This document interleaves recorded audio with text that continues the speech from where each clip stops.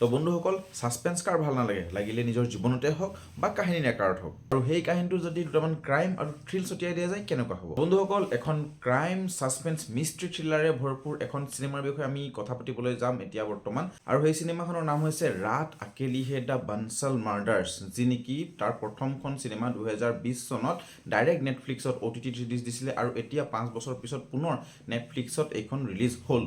তো ঠিক আছে ফটাফট আমি এখন চাই ল'লোঁ যেহেতু থিয়েটাৰলৈ যাব নালাগে ডাইৰেক্ট OTT ঘৰত আহি পেলাই এখন পেলাই দিছে আমি এখন চালোঁ আৰু সাসপেন্স মুভি বুলি ক'লে মই ইনো অকণমান বেছি মানে এক্সাইটেড হৈ যাওঁ তো এইখন চালোঁ প্ৰথমখন চাইছিলোঁ সেইখন ভাল লাগিলে চিনেমাখনত এটা একদম সম্ভ্ৰান্ত ঘৰৰ পৰিয়ালৰ কাহিনী দেখুওৱা হৈছে য'ত নেকি এগৰাকী বুঢ়ী আইতা থাকে আৰু সেই বুঢ়ী আইতাগৰাকীয়ে ভৱিষ্যতে আহিবলগীয়া ঘটনাৰ সম্পৰ্কে জ্ঞাত হৈ থাকে কাৰণ তেখেত ধ্যানত মগ্ন হৈ থাকে ঠিক আছে তো তেনেকুৱা এটা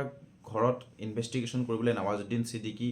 লিড হিৰো আমাৰ তাত যায় কাৰণ তেখেতক মাতি অনা হয় যে তেনেকুৱা এটা ডাঙৰ ঘটনা ঘটিবলগীয়া হৈ আছে ঠিক আছে তো তেখেতে প্ৰথমতে গৈ পেলাই এনেকুৱা এটা চিন দেখে য'ত নেকি মানে গোটেই কাউৰী সোপা একদম মানে ডিঙি কটা মেলাকৈ পৰি থাকে আৰু এটা গাহৰি একদম ডিঙিটো সম্পূৰ্ণকৈ কাটি এখন পেপাৰত উঠাই থোৱা থাকে তো তেনেকুৱা ধৰণৰ চিনৰ পৰা আৰম্ভ কৰি মানে চিনেমাখন এটা ডাঙৰ সাসপেন্সলৈ লৈ যায় যিহেতু আইতাগৰাকী ভৱিষ্যতৰ বিষয়ে জানে সেইকাৰণে ইন্সপেক্টৰক উদ্দেশ্যি এষাৰ কথা কয় যে ডাঙৰ বিপদ আহি আছে ভৱিষ্যতে আহিবলগীয়া আৰু সেইটো কোনেও ৰখাব নোৱাৰে আৰু সেই সম্পৰ্কত ইন্সপেক্টৰে তাত ইনভেষ্টিগেশ্যন কৰিবলৈ আহে আৰু ইনভেষ্টিগেশ্যনত ইমান পাক খাই মেলি সোমাই যায় যে সেই ঘৰখনত এটা দুটাকৈ গোটেই ঘৰৰ সম্পূৰ্ণকৈ মাৰ্ডাৰ কৰি থৈ গুচি যায় কোনোবা এজন অজ্ঞাত লোকে আৰু সেই অজ্ঞাত লোকজন কোন হয় সেইটোকে ফাউণ্ড কৰিবলৈ আমি গোটেই চিনেমাখন চাব লাগিব আৰু সেই অজ্ঞাত লোকজনক বিচৰাত আমাৰ ইন্সপেক্টৰজনে কেনেদৰে ইনভেষ্টিগেশ্যন কৰে ক'ত ক'ত যায় সোধা পোছা কেনেকৈ কৰে সেইবোৰ একদম সম্পূৰ্ণ এটা ষ্ট্ৰং থ্ৰিল মিষ্ট্ৰিৰে ভৰপূৰ আমি মানে আমাক এনেকুৱাকৈ এংগেজ কৰি ৰাখিব চিনেমাখন 2 ঘণ্টা ওপৰ হয় কিন্তু 2 ঘণ্টা ওপৰ হয় যদিও আমাৰ চিনেমাখন ক্লাইমেক্সটো আপুনি একদম কল্পনা কৰিব নোৱাৰে আপুনি মই যিটো ভাবি থাকিম সেইটো কেতিয়াও এখন চিনেমাই নহয় ঠিক আছে তো ক্লাইমেক্সটো এনেকুৱাকৈ ঢকা দি দিব আপোনাক যেন আপুনি ভাবি থাকিব বেলেগ কোনোবা যদি মাৰ্ডাৰ কৰিছে ইজনে মাৰ্ডাৰ কৰিছে কিন্তু আপুনি কেতিয়াও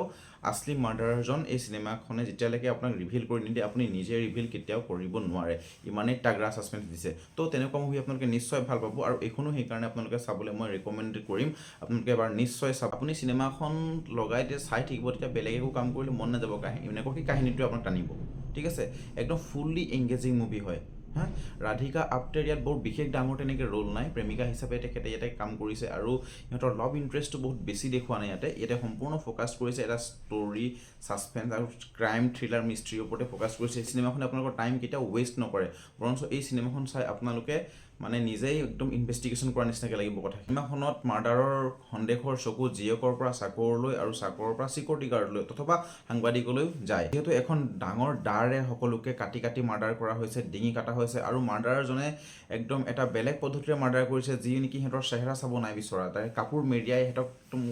মাথাই মূৰে চবতে ঘাপ মাৰি পেলাই হত্যা কৰি বন্ধুসকল এটা পৰিয়ালৰে ছজনকৈ লোকক যেতিয়া মাৰ্ডাৰ কৰা হয় তেতিয়া আই উইটনেছ মাত্ৰ এজনী